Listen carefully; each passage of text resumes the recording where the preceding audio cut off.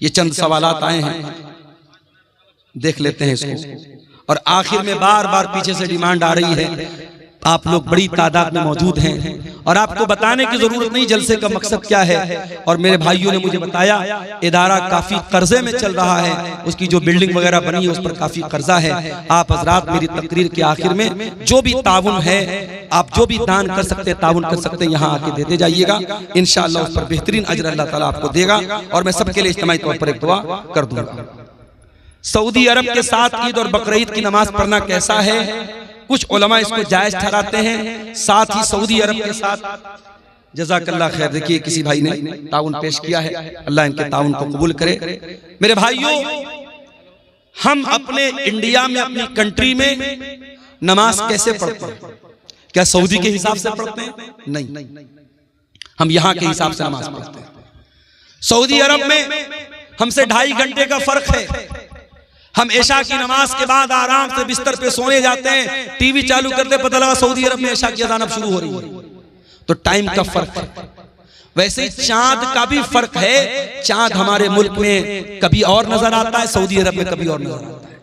और इस मसले में अगरचे कुछ उलमा का ये कहना है कि सारी दुनिया में एक चांद होना चाहिए, मगर आपके झारखंड के बहुत बड़े आलिम दीन इंतकाल कर गए, अल्लाह गरीब के रहमत करे, अल्लामा अब्दुल अजीज हक्कानी साहब रहमतुल्लाह अलैह।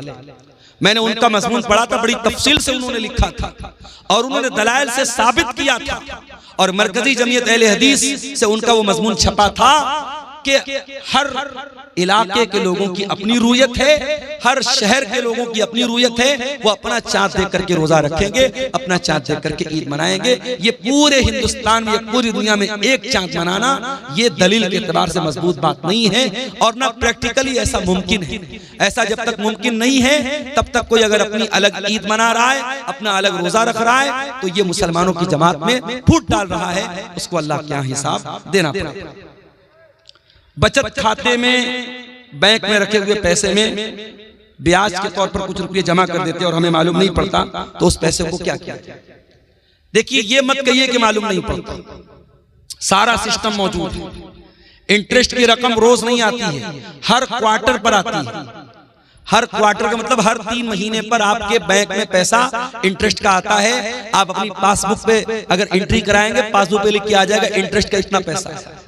आपको कुछ नहीं करना है, आप हर क्वार्टर पर अपने बैंक का स्टेटमेंट निकलवाइए और इंटरेस्ट की रकम निकाल करके वो रकम किसी गरीब को दे दीजिए। बस वो आपके ऊपर इस्तेमाल नहीं होनी चाहिए, अपनी जात पर इस्तेमाल नहीं करना है, बैंक में रखना नहीं है, उसको निकाल के खर्च कर देना है। किसी भी कोई दवा इलाज के लिए जरूरत हो उसको दे दीजिए, किसी भी गरीब आदमी को जिसको जरूरतमंद है उसको, मुसलमान को भी दे सकते हैं, गैर मुस्लिम को भी दे सकते हैं, कोई हर्ज की बात इंशाअल्लाह नहीं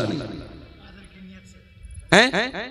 नहीं, अजर की नीयत से नहीं, उस पर कोई अजर व सवाब की नीयत नहीं करना है। वो कोई दान नहीं है, वो पैसा आप इसलिए गरीब को दे रहे हैं कि पैसा इस्तेमाल हो जाए, बस। उसको अपने ऊपर इस्तेमाल नहीं कर सकते आप, लेकिन गरीब को दे देंगे, वो इस्तेमाल कर सकता है। सवाब आपको नहीं मिलेगा, ना सवाब की नीयत आपको करना है। कुछ लोग 50% या 60% में चंदा करते हैं, वो कैसा है? देखिए, शरीयत में ज़कात की रकम के जो मसारिफ बयान किए गए, कुरान में अल्लाह ने सूरह तौबा में बयान किए, उसमें ज़कात वसूलने वाले को भी ज़कात की रकम में से देने का हुक्म, वल आमिलीना अलैहा। लेकिन उसका बाकायदा परसेंटेज बनाना, और परसेंटेज भी इतना बड़ा बनाना कि देने वाला 1 लाख दे रहा है और मदरसे में 40,000 पहुंच रहा है, 30,000 पहुंच रहा है, तो बहुत गौर करने की बात है।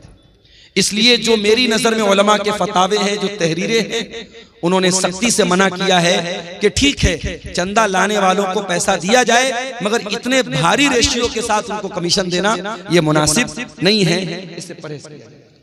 ये किसी भाई ने 500 रुपए की रकम दी है मदरसा रहमत आलम को, अल्लाह ताला इस बंदे पर रहमत फरमाए।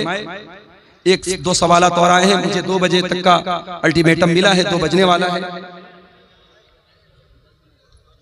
कब्रिस्तान के नाम पर जमीन देने के बाद फिर उसी जमीन को वापस ले लेना कैसा है? और उस जमीन पर खेती गलत है। अगर आपने कब्रिस्तान के नाम पर जमीन वक्फ कर दी तो वक्फ जमीन को दोबारा वापस नहीं ले सकते। कब्रिस्तान के नाम पर जमीन वक्फ हो गई तो उस पर कब्रिस्तान ही बनेगा, उसको दोबारा लेना और खेती करना बिल्कुल गलत है, यह मुनासिब नहीं है। मेरी सगी बहन की शादी जिस लड़का से हुई, उस लड़का की सगी बहन से क्या मैं शादी कर सकता हूं नगद मेहर के साथ? 10 साल हो गया है मेरी बहन की शादी होने का, अब मैं अपने बहनोई की बहन से शादी करना चाहता हूं, तो क्या कर सकता हूं? बिल्कुल कर सकता हूं। देखिए, शरीयत में जो मना है उसको बोलते हैं निकाह शिगार। उसकी शक्ल क्या होती है कि महर के बजाय ये तय कर दिया जाए कि मैं आपकी बहन से शादी कर लूं, आप मेरी बहन से शादी कर लूं। अगर महर के बजाय ये अदला बदली वाली शादी की जाए तो गलत है। अगर महर तय है, मैं आपकी बहन से शादी कर रहा हूं, आप मेरी बहन से शादी कर रहे हैं, दोनों का महर तय है, तो कोई हर्ज की बात नहीं। और यहां एक मसला और याद है कि इस तरीके की शादी आम तौर पर सक्सेस नहीं होती, कामयाब नहीं होती। कोई मसला आता है, मैंने कई केस देखा है, अगर इस घर की लड़की उस घर गई, उस घर की लड़की इस घर आई, अगर एक घर में कोई मसला होता है तो दूसरे घर की लड़की को सहना पड़ता है। इसलिए इस तरीके की रिश्तेदारी से बचना चाहिए। हराम तो नहीं है, नाजायज तो नहीं है, मगर बचना चाहिए ताकि मसला पैदा न हो। लेकिन शरीयत के एतबार से कोई हरज की बात इंशाअल्लाह नहीं है।